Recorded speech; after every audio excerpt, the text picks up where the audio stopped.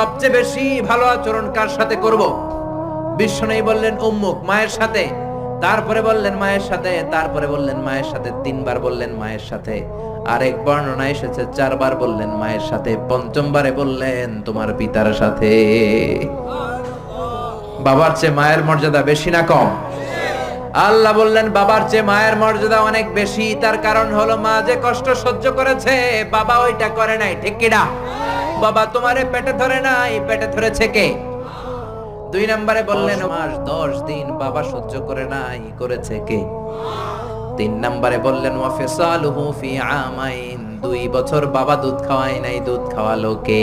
বিশ্বনবী ধমক দিয়ে বললেন লাউ কাতাআতা জিলদাক। জিলদ মানে কি? চামড়া। তোমার চামড়াগুলো কেটে রোদে শুকিয়ে যদি মায়ের পায়ের 2টা জুতা বানিয়ে দাও, ওই যে ছোট্টবেলায় 1 ঢোক দুধ তুমি খেয়েছিলা, ওই একটা